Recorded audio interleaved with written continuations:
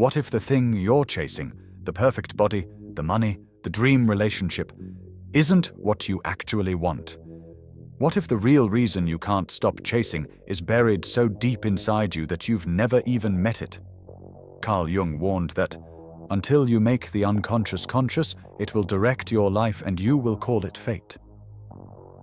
Tonight, I want to show you how that hidden part of you, the part Jung called the shadow, turns ordinary goals into an endless hunt. Because I've lived it.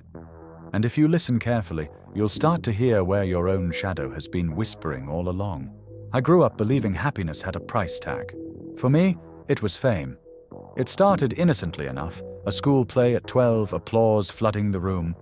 In that instant, I felt seen, maybe for the first time. A small voice inside me whispered, "This is it. This is how you'll finally matter." So I chased it. Auditions, rejections, tiny wins, always the next role, the next door, the next yes that would finally make the emptiness stop. Carl Jung might say that moment of applause lit up something much older than a childhood dream.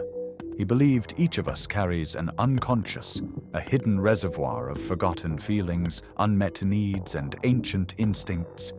When we don't recognize what's buried there, we project it onto the world like a movie screen. Fame, beauty, money, these aren't just goals.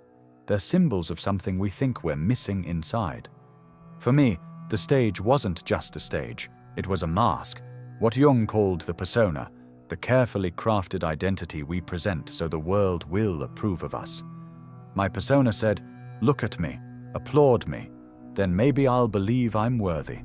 And as long as I wore it, I didn't have to face the darker truth hiding underneath. The shadow.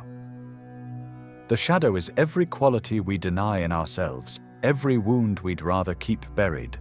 It waits in the dark, quietly shaping our choices while we tell ourselves we're chasing something noble. Here's the cruel twist. Every small victory made the hunger worse.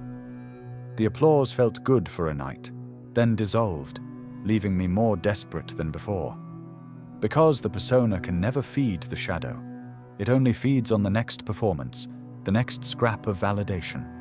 Maybe you know that feeling, the goalpost that moves the second you reach it, the promotion that's never enough, the body that's never quite perfect, the love that never fully quiets the fear.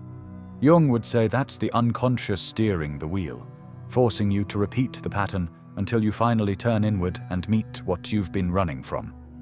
And it doesn't stop with career dreams. The shadow has other disguises, some of them so ordinary you might not notice until it's too late. While I chased fame, another obsession quietly ruled my life. The belief that no one would love me unless I was thin. Every breakup felt like proof. Every meal a moral test. I believed love itself was conditional, and the condition was a body that never stayed perfect for long. And when I finally got thin, when I finally found love, something strange happened. The fear didn't vanish. It lingered like a shadow behind the mirror.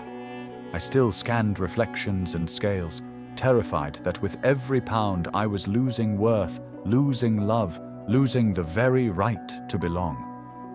Jung would say this wasn't really about weight. It was about exile. I had banished parts of myself into the unconscious, the hunger, the fear, the messy imperfection. And in doing so, I became split. One version of me smiled in public, played the role, lived inside the persona. But another version, the shadow, kept whispering, "You're not enough." This is the heart of what Jung called individuation. The soul isn't asking you to be perfect, it's demanding you become whole. And wholeness requires something brutal. To turn and face the pieces of yourself you've been running from. The loneliness, the shame, the body that refuses to obey impossible standards. I thought I was seeking approval from others. But in truth, I was starving for the love I had sworn I would never give myself. And here's the cruelest trick of the shadow. It doesn't vanish just because you achieve something. It doesn't care how many milestones you reach, how many lovers say you're beautiful, or how many mirrors briefly approve. And the shadow doesn't care how old you are either. It waits while you age, while you succeed, While you tell yourself you're finally safe, it waits until the mask slips, and then it returns. For 20 years I've worked with the elderly. Patients tucked away in narrow government flats, others in multi-million-dollar homes where the ocean hums against glass walls. I've met lottery addicts who burn their pension chasing a jackpot they wouldn't even enjoy, and 90-year-olds who laugh at their own wrinkles like mischievous children, eyes bright with a kind of ageless mischief. You'd think money or status would separate the joyful from the bitter. It doesn't. The difference is growth. The happiest ones stay curious. They read books with trembling hands, learn new languages just to feel their tongues stumble, plant tiny gardens knowing they might never see the full bloom. They keep risking, keep expanding their inner world even as their bodies slow down. Jung would call this the work of individuation, the lifelong movement toward the self, that deeper center of being that waits behind all our roles and accomplishments. Every decade is an invitation to peel away another layer of the persona, the social mask we wear to stay safe, and to meet the shadow, the hidden fears and forgotten desires we buried long ago. And the shadow doesn't dissolve with age or success. It waits to be acknowledged, to be integrated, not destroyed. I've watched people resist that call. They cling to their persona, replaying old grudges and chasing distractions, terrified of what might surface if the mask slips. And I've watched others take the harder path. They turn inward. They listen for the anima or animus, the inner opposite, the feminine in a man, the masculine in a woman, that speaks from dreams and quiet moments. They begin a dialogue with these inner figures, letting them soften the edges of their personality, guiding them closer to wholeness. This is the hidden price of integration. To reach the self, you have to stop running from the creatures you secretly created. The shadow, the anima, the unlived life. All the dragons you feared are also the guardians of the treasure. They're not here to destroy you. They're here to make you whole. Think of every big life goal as a dragon on the road. Pay off the mortgage, hit 100,000 subscribers, find the perfect partner. Each one promises safety, love, or freedom. We're told the dragon guards those rewards, and that if we fight hard enough, slay the monster, cross the finish line, we'll finally be whole. But if you've ever reached a milestone and felt that hollow quiet right after, you know the twist. Slaying the dragon never ends the story, because the dragon was never the enemy. It was the messenger. Jung believed these dragons are symbols of the unconscious, the shadow, the buried fears and desires we'd rather not face.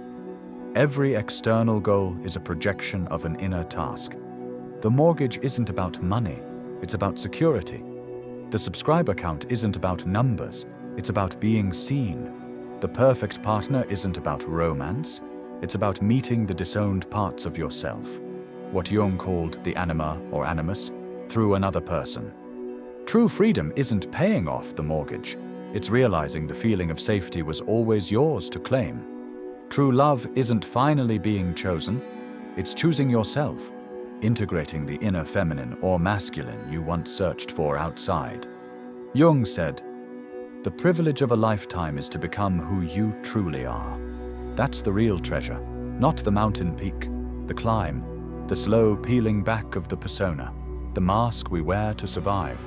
The growth that happens every time you face a fear, shed a mask, or bring a shadow into the light. That is individuation, the lifelong movement toward the self, where all the scattered pieces finally belong. Start small. Notice the next time you say, "I'll be happy when..." Pause. Ask what feeling you think that goal will give you, love, safety, respect, and then give yourself a tiny dose of that feeling now. Compliment yourself out loud. Breathe into your chest and tell your nervous system you are safe. Write down a dream and look for the symbols it hides. These micro-acts are shadow work. This is how the dragons reveal their gifts. One small, conscious choice at a time. Here's what 30 years of chasing finally revealed to me. Everything you think you want is really a feeling. Love, validation, worth. Every goal is a promise your unconscious makes. If you reach this, you'll finally feel whole. Carl Jung said the psyche hides its treasures behind symbols. The promotion, the perfect body, the viral video, these aren't random desires. They're stand-ins for something older and deeper. They're the anima or animus calling from the dream, the unlived life asking to be felt. You can create those feelings right now, before the weight is lost, before the mortgage is paid, before the channel explodes.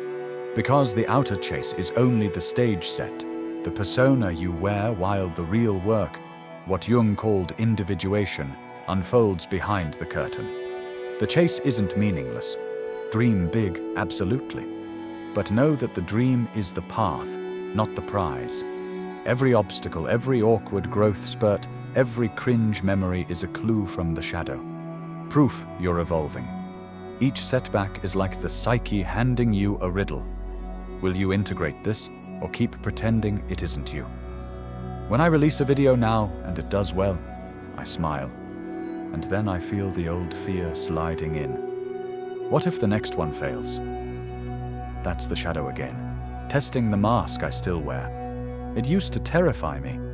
Now it feels like a conversation, because I finally see the pattern Carl Jung described. The shadow isn't an enemy, it's a guide. It appears where growth wants to happen. It waits at the edge of every success, asking, will you keep chasing the symbol, or will you claim the feeling as your own? What goal are you secretly using as permission to finally accept yourself? What dragon are you chasing so you don't have to face the quiet room inside? You don't have to wait. You can meet your shadow today. You can offer yourself the love, safety, and worth you've been outsourcing to the world. The journey is the destination. The shadow is the map. And the moment you stop running is the moment you start becoming who you were always meant to be. If this story stirred something in you, leave a comment, share your dragon. Let's bring the unconscious into the light together.